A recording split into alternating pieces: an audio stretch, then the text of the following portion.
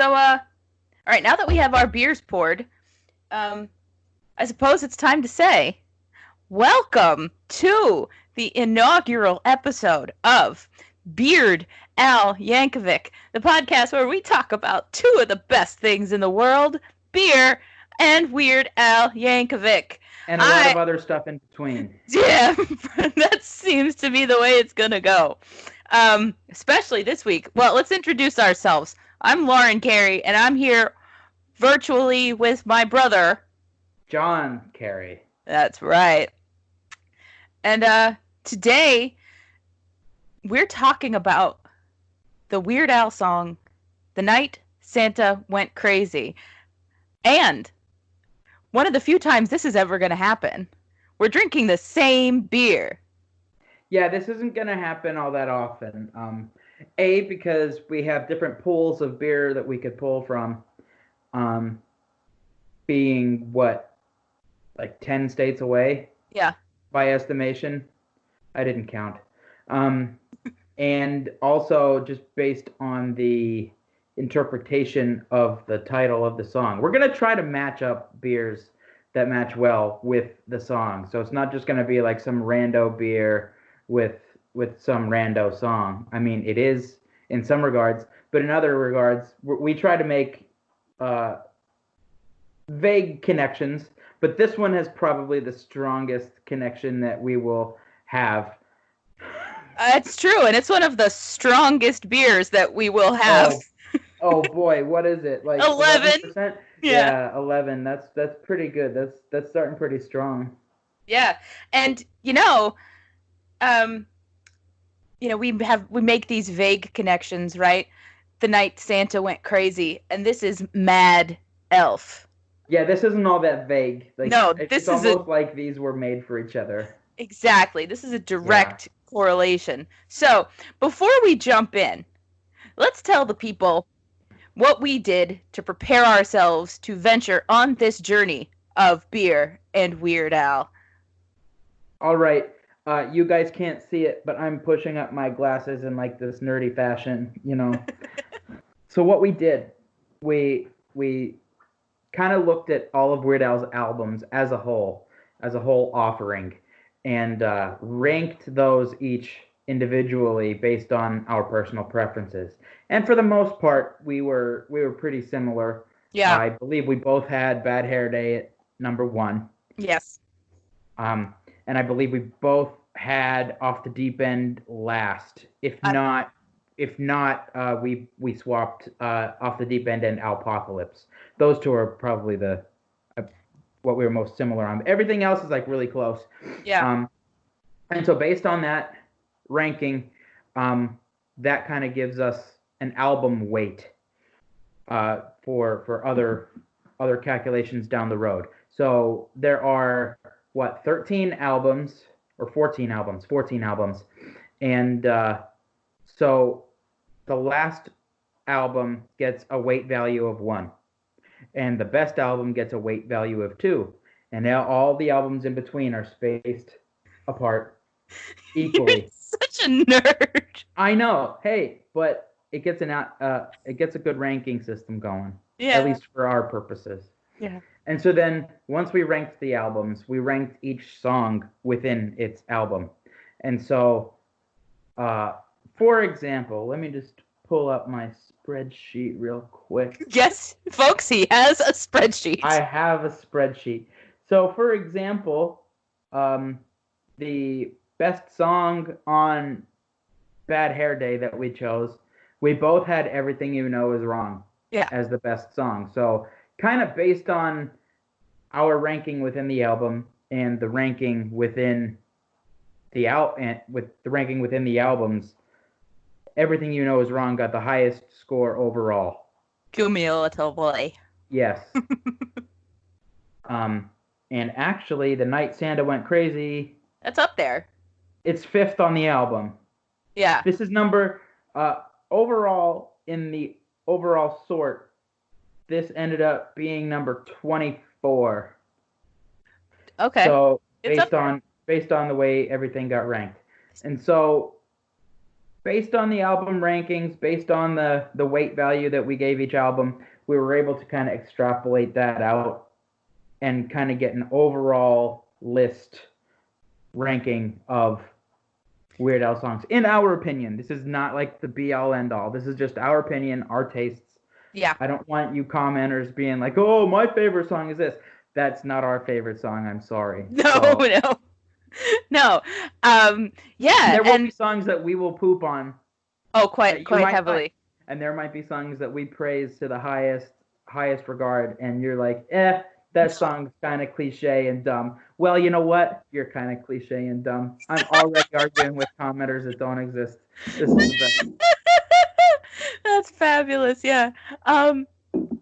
Yeah. So, I mean, for our purposes here, then, we talked about this a lot, because we have this ranking system and we thought, well, do we start with number one and then work our way down? And then we realized we'd end up hating ourselves about halfway through it because we don't have like the love for those songs. So what we're doing is we're just using a random number generator and we're just going to hop around the list with what the random number generator gives us.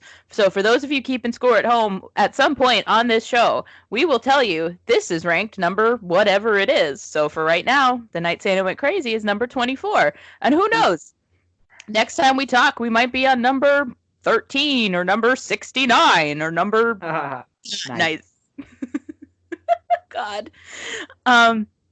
So, now that we've got it all set up, Number 69, by the way, is Smells Like Nirvana. Of course it is. Yeah. Of course it is. Yeah. So now that we've got all this set up, I'm really excited to talk about The Night Santa Went Crazy. Because it is off of our favorite Weird Al album. Weird album, if you will. Weird album. Yeah, I think we should just call them that. Weird albums. Albums. Yeah. And this song is Weird Al is great with the closers, right? The album closers. His closers are like notoriously dark and weird and adventurous, and this certainly falls into that realm. Right. Whereas like the openers of the album, that's usually the hit. That's the one for the casual Weird Al aficionado. I just came up with that term, and I'm very proud of it. Weird Al aficionado. Yeah. But the ones at the end, those are the ones for the real weirdos. What I like about this song is that at first it's so unassuming. It has that classic Christmas song feel to it, like right from the get-go, with the little like jingly bell, like snowflake music. Yeah, I have a note about the opening to this song, but I will let you finish your point. Oh no, I was just gonna say, it lulls you into this like, oh, it's Weird Al and it's a Christmas song. Then the words come. Yeah. And yeah. My one small note about the beginning of this song. Down in the workshop, all the elves are making toys for the good Gentile girls and the good Gentile boys. Now, this song was the first time I encountered the word Gentile. Yeah. Okay? And, I obviously had to look it up. What does this word mean? Like, oh, not Jewish. Okay. Yeah. So then, during my tenure as church organist, do you remember the church hymn "One Bread, One Body"? Yes. And it has body. Yes. It has that line, "Gentile or Jew, servant or free," right? This song always pops into your head. It would be up on the choir loft playing the church organ for like a handful of elderly choir members and mom, and this song would like always pop into my head when I played that song because of the word Gentile. So that's my brief note. That's your brief note. What's your brief note? So my brief note is that, so I obviously heard this song before I heard anything by Ozzy Osbourne or Black Sabbath, but the opening to this song, whenever I hear Mama, I'm Coming Home, this song pops into my head because they sound so similar. Oh my God, you're right though. That had never occurred to me, but you are right. You are right. Whenever I hear that song on the radio, I'm like, oh.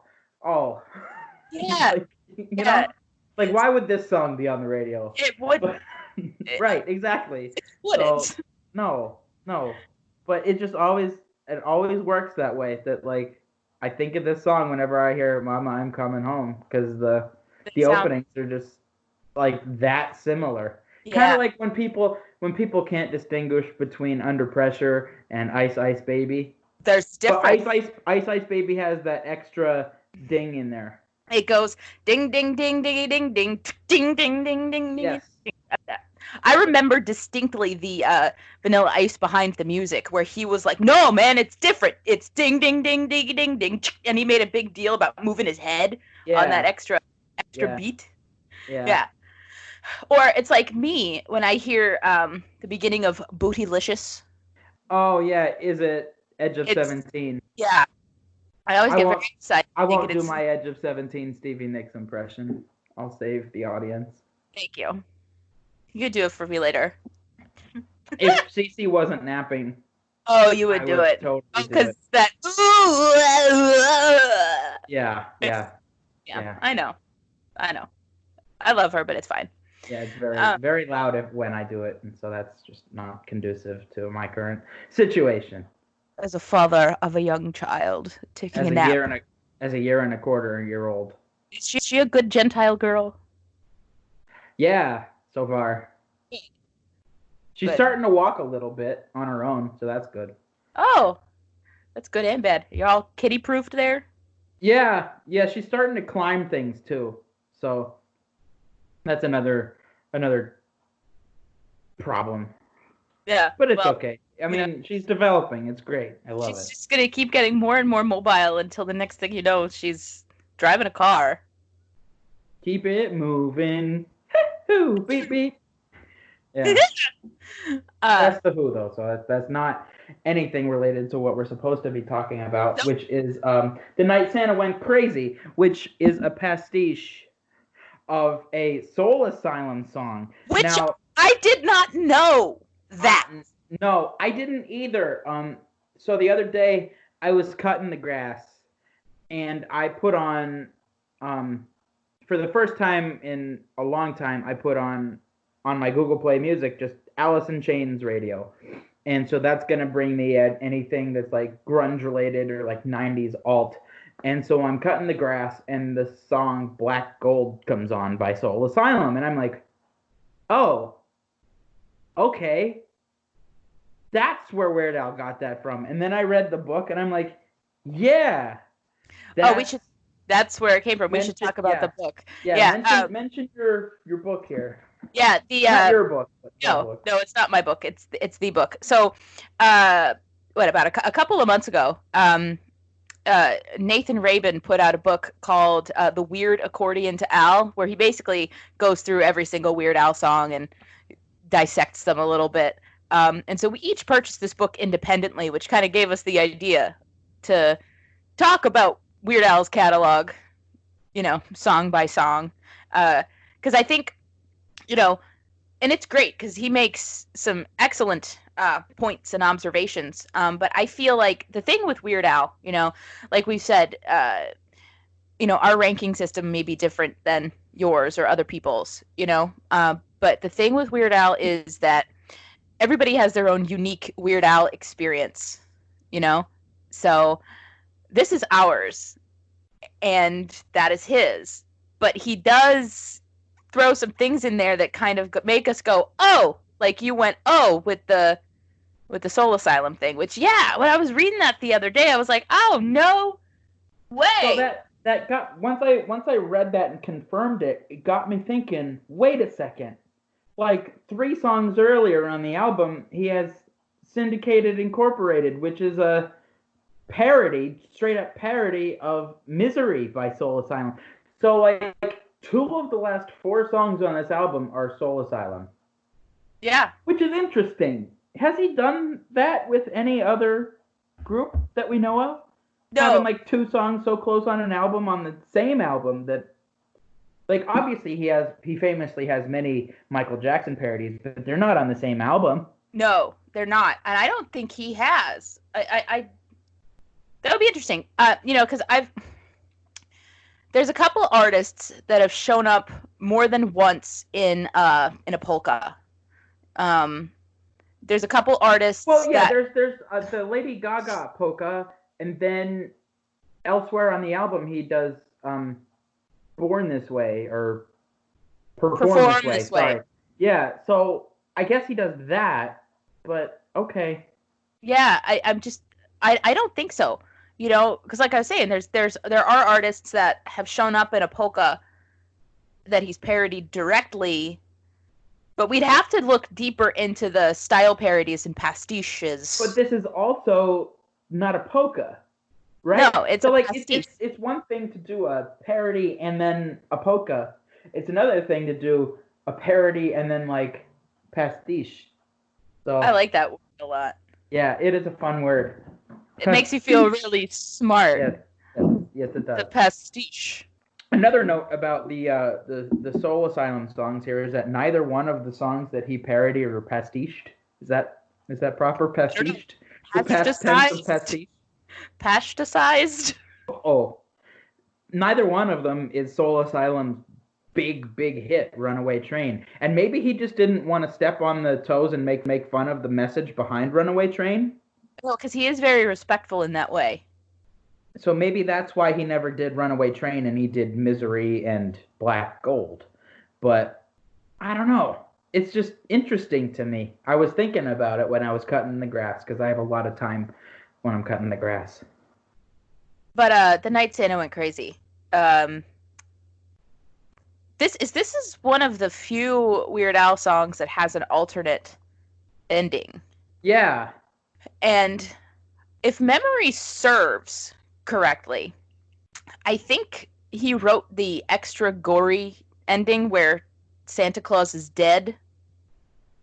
I think he wrote that first, and that was the original intent of the song. Oh, probably. But I think he dialed it back for the album. Yeah. But the 2 or 3 times we've seen him do this song live, it has been the extra gory version. Yeah, the first time we saw him do this song live was at Hershey Park Pavilion, right? Yeah, it was at the Pavilion, not the big venue there. It was like the venue within the park. Inside the park. Right? Yeah, and so we got there like right for park opening. We got our entry into the park, and then the entire family bolted to the venue so that way, because it wasn't assigned seats. It was GA. So, you get in line. You had to be in line. So like we all ran, and then like after a few minutes, you and I were like, "Hey, we're gonna go on some rides. Bye." Yeah. Well, and this was and then Mom and Dad sat there, but they made friends with the people in the line. There was a guy there with a Weird Al tattoo on his calf. That's right. Yeah. Didn't he have the other band members tattooed on there too? I think he might have. He might have. And this is when like the first or second Harry Potter book first came out, because I think Mom sat and read Harry Potter. Yeah. Yeah, that's right. And this was also before cell phones. So do you remember we literally had a walkie-talkie? Yes! Oh my God, yes! Yeah. This was 1999. Yeah. And cell phones were not common. And they were big, you know? Yeah. So we literally had a walkie-talkie, and you and I went on a couple of rides with our walkie-talkies. Like what? How old were we?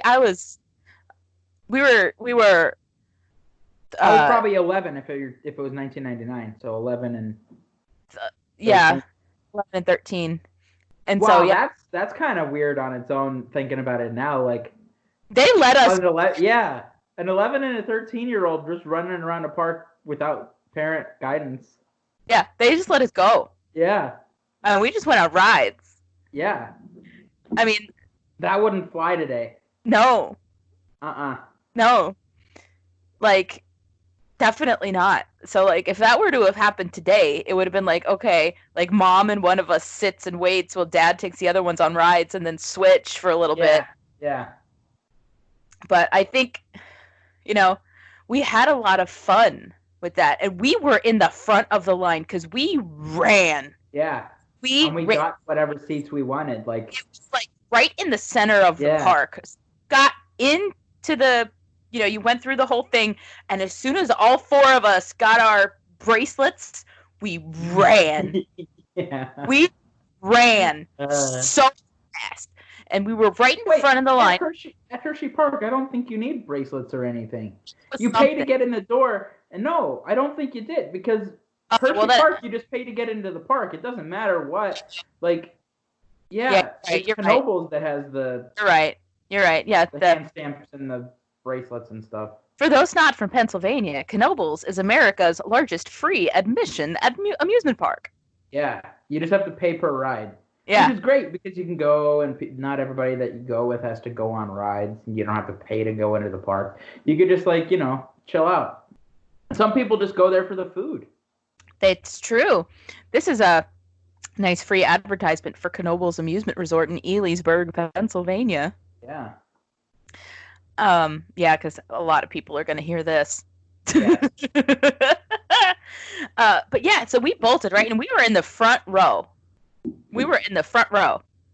Yeah, I think we got spat upon.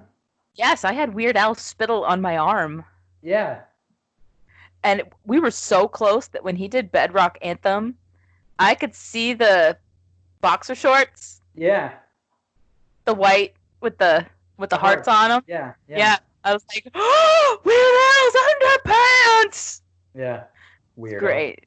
Hey, that was, and then we did that twice, right? I think we did it the following summer as well. We got in the second row that time. I think we were slower. Yeah. But yeah, that was awesome, and I remember sitting there thinking, like, when he did The Night Santa Went Crazy, right there from the front row is this like wide-eyed, 13-year-old with braces looking up at Weird Al, like, and then he went into the, Santa Claus is Dead, and I'd never heard that version of it before. And I was like, I actually remember this. I remember going like, what? This is different. Because like we knew the Bad Hair Day album backwards and forwards, man. Yeah. I did not expect to be surprised by anything. But here I was, surprised, because not only was Santa Claus dead, like, the reindeer were all dead. Because I don't think in the regular version of it, do any of the reindeer die? No, now Vixen's in therapy and Donner's still nervous. And the elves all got jobs working for the Postal Service. And they say Mrs. Claus, she's on the phone every night with her lawyer negotiating the movie rights they're talking about. So wait, he had like... He got like a rocket... No, he got Dancer and Prancer with an old German Luger, and he slashed up Dasher just like Freddy Krueger, and then he picked up a flamethrower, and he barbecued Blitzen, and he took a big bite and said it tastes just like chicken. So yeah, some of them are dead. Yeah, some of them are dead, but like they all ended up dying. Yeah. Which is wild, But and then he had like bubbles or something blowing to make it look like snow. Yeah. This song. Yeah. It was so great. Oh, like Bad Hair Day, right? I think for us, that was our first Weird Al album, right? Weird album, yes. Yeah, our first Weird album, and it means a lot. That whole album. It's a nostalgia trip for me. Absolutely. And getting that album, how did we even end up getting that? Because, like, why did we get it? I don't know. I really don't know.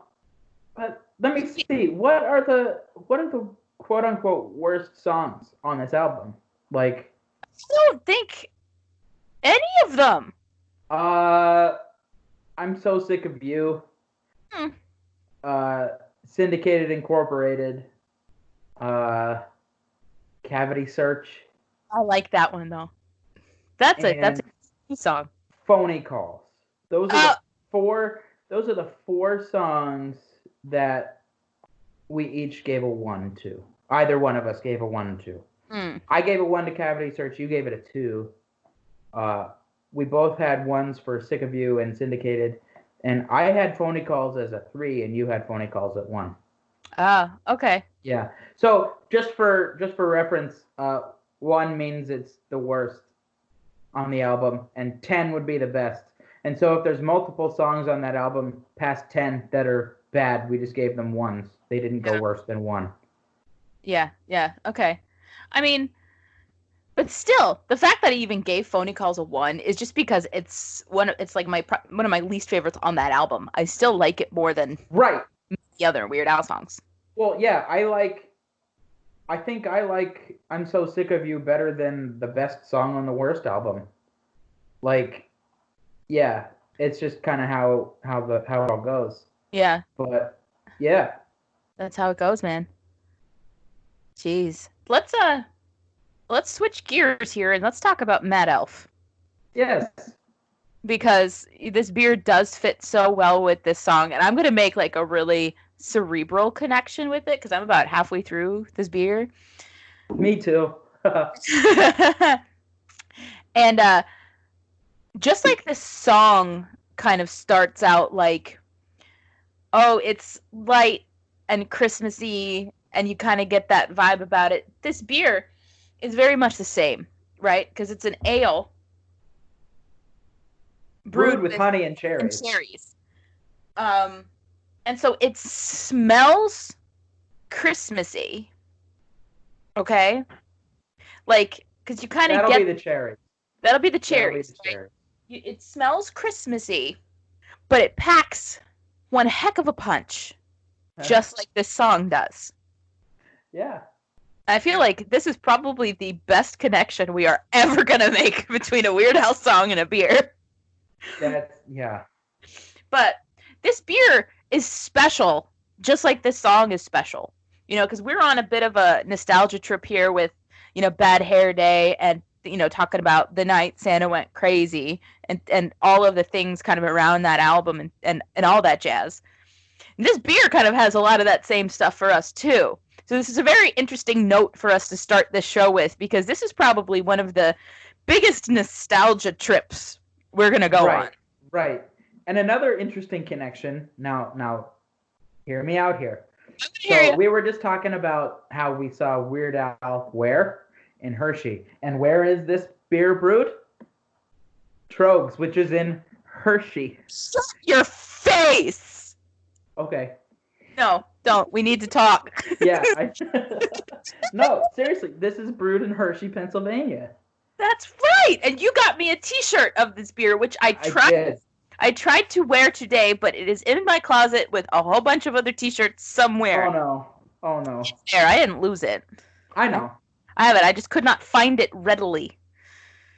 It happens. But actually, the wallpaper on my computer, though, is me with my 2 dogs while I'm wearing that shirt. Nice. So, that's so crazy how we were talking about Hershey, Pennsylvania, and Troegs is... Yeah, I hadn't even really thought about that. That's wild. But yeah, we've got some nostalgia trips with this beer, too. Don't we, John? Yeah.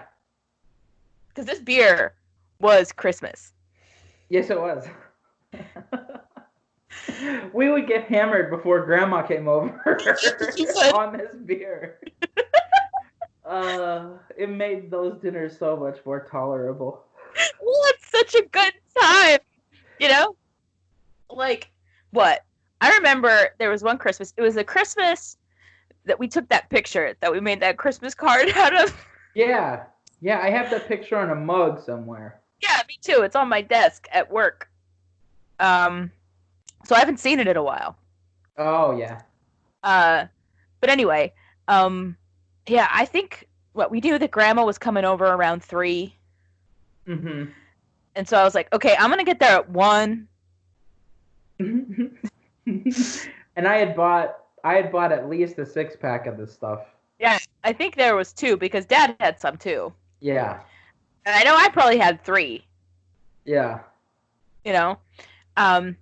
So yeah, so like we had our Mad Elves, we had our Christmas Story beer koozies. We're wearing our classic nostalgic Christmas sweaters, and we're standing in front Which, of the tree. yeah, tell the story of those sweaters.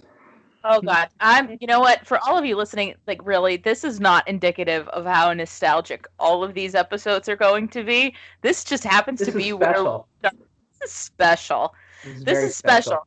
special. Special. Yeah, we have these Christmas sweaters that our dad received as a gift from a girlfriend in 1977 or 78. I think, yeah. And he got two sweaters. Uh-huh. And He kept them. They're them, very similar in style to each other. yes, very similar in style, and they're like this hardy, Itchy. hardy, itchy acrylic. Yeah. Very warm, and we would wear them every Christmas. Yeah. And I think I was wearing a Santa hat. We were already at least one Mad Elf down each already. And you and I were standing in front of the Christmas tree, and I think Mom came in and she was like, "Oh, you two look so cute. Let me take your picture." I wear pajama pants and I'm barefoot. Yeah. That's like one of the things I remember. Like pajama pants, sweater, barefoot, holding a beer. Yep. I'm wearing I'm wearing a Santa hat, some stupid Ugg boots. Yeah. And she said, "Oh, you look so cute. Let me take a picture." And we both made this like bottom of the mouth corner like drunk face, like blah. Yeah. And she took a picture, and then we took two nice ones. Uh-huh. But the more memorable one is the blah. funny face one. Right. So then we got that picture, and I took it, and we made Christmas cards, and we sent it to the family. Mm-hmm. Absolutely. Yeah. I gave it to coworkers and stuff too, because I had a bunch of them made. Uh-huh. And one of my former coworkers, when she was packing up her desk, like I had already moved to Florida, and she's packing up her desk in Pennsylvania, and she sends me this picture. She's like, "Look what I found in my desk," and it was that freaking Christmas card. I'm like, holy crap! Wow. But yeah, we drank a bunch of this Mad Elf, and it's just been the Christmas tradition ever since. I get beer from various places. I get a craft beer box every month, which should be on its way soon. Black market beer. A black market beer. Yeah. No, I've got one coming. Should be here on Wednesday. Oh, nice. Dude, I got a nice haul of beer coming. Nice. Like, how many beers do you get in one of those? as many as I want. Wow. Okay. What's the price point on this? This is almost like a free ad for them. What's the... Okay, it's Tavour, T-A-V-O-U-R, and if anybody wants to, reach out to me, I do have a referral code that would get us each a little bit off. But basically, it's an app, right? And they release a couple of different beers, and it's different depending on where you are geographically, but they release a couple of different beers a day, and you kind of swipe through, and if you want it, you click get this beer. It asks you how many you want. I usually just get one or two, depending on, it. And the beers will vary in price. Like some will be $6, some will be $7. Some are cheaper per if you get two. Okay. And you pay for them when you select them. Oh. Okay. And then 4 weeks after you have made your first selection, your crate closes and it ships to you for a flat rate of like $14.99. So at that point, I've already bought this beer. So when the beer comes to me, it's been like $7 here, $12 there, this, that, and the other. Then I get this giant box of beer showing up at my doorstep. So on average, how much would you say that you spend per box? About $200. This past one, I got one or two more expensive ones than I usually do. But it's anywhere. I mean, but you can, again, you can get as much or as little as you want. So like if you get the app, there are months that will go by that I won't order anything. Oh, okay. Because I'm either going through what I already got. Or if your ship date is coming up and it's too soon, you can push it back. Oh, okay. So it's very flexible. But I think I have a barley wine coming. Ooh. I know. Those are strong. I know. Wow. Yeah, I get some nice IPAs. It's fun, and there's a lot of really cool can art as well. Yeah, that's the fun part too. Yeah. This company's based out of Portland, Oregon, because of course they are. And so there's a lot of Oregon, Seattle, kind of Pacific Northwest breweries. But the coolest thing for me is like pretty much every month I get at least one beer from Anchorage Brewing in Alaska. Oh. I love being in Florida, drinking a beer from Alaska. That's fun. Yeah. And their can art is very dark. Like macabre. Macabre. Now that's a fun word. Yeah, macabre. Macabre. Macabre? Macabre. Macabre? Can you tell that we've been sitting here drinking an 11% beer? A little bit. A little bit. I think I've got maybe 2 sips left. Samesies. Make that one. Yeah. But yeah, this beer is fantastic for those of you that are able to procure it easily. I've been holding on to this beer for quite some time. So I was very excited when we decided to do this. The Night Santa Went Crazy became a randomly generated song to talk about, and I said, I have a reason to drink this Mad Elf that I've been hanging on to for a quote-unquote special occasion. Yes. Yeah, I think I have 2 more in my fridge. Good for you. I've been saving them. Yeah, I mean, that's what you gotta do. That's what you gotta do. To savor. Oh, yeah. SAVOUR. I like to savor. Savor. Yes. One more note, correlation I would like to make. Please do. Is that like, so what is Santa Claus but a glorified postman? Basically, Santa's going postal in the song. Santa is kind of going postal in this song, isn't he? Because he's damn much to deliver. Yeah. He's just a glorified postman. Yeah. Yeah. Well, because, he broke his back for some milk and cookies. Yeah. Sounds like he was kind of getting gypped. But he got milk and cookies at every house. Yeah, but what are the value of milk and cookies versus the things that he delivers? He's losing money on this deal. Yeah, he is losing money on this deal. Absolutely. And you have to imagine that the guy's got diabetes.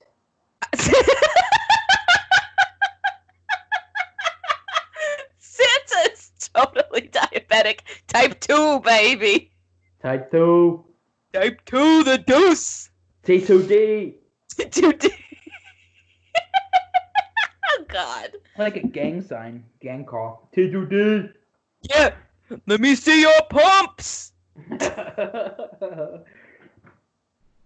got that insulin?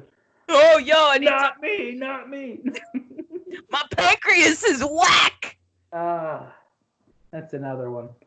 That is another one. I got a question right on Cash Cab the other day because of the song Pancreas. Nice. Yeah. Was the answer the islets of Langerhans? No, it was duodenum. Oh, duodenum. Duodenum. Duodenum. Yeah.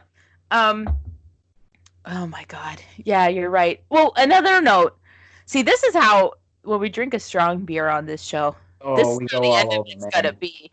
And there's no sense editing things around to put them in like a cohesive order because we sound different now than we did at the beginning of this. Yeah, we're probably speaking in a higher pitch, maybe a little bit louder. Yeah. So this is just the way it's going to be. There's going to be some disorganization here. That's fine. And that's going to be the nature of this podcast. Because you got 2 people drinking a beer. What do you want? But another thing, when they get to the bridge of the song, right? There's a man from the Eyewitness News and helicopters circling around in the sky. Yeah. As a child, I didn't realize that Eyewitness News Yeah. was just kind of a thing that a lot of news stations across the country call themselves. I thought it was just ours. I thought it was just ours. So I thought, oh my God, WBRE is there. Yeah, I thought the exact same thing. Because we were totally a WBRE family and not a WNEP family. No, we were totally WBRE. No. If WNEP was on, oh boy, get out of the house. Like, yeah, I hate that Joe Snideker. Yeah. Yeah, and because of that, well, here's an interesting thing. Okay, this is totally stupid.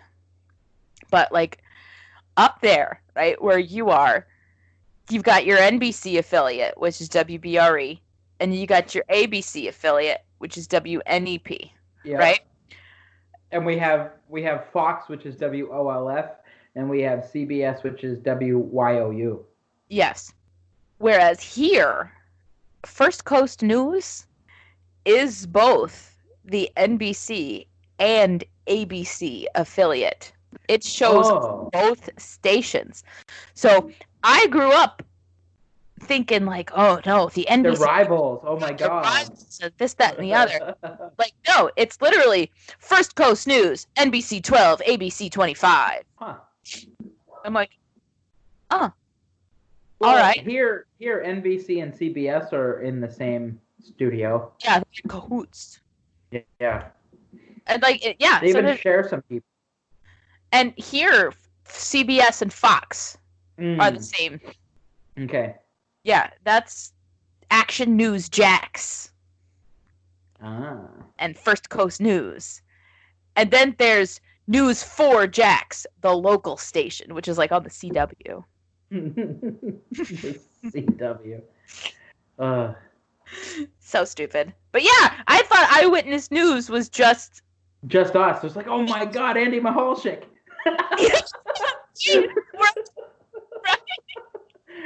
He's specifically talking about Andy Mahalchik. Andy Mahalchik's there. But no.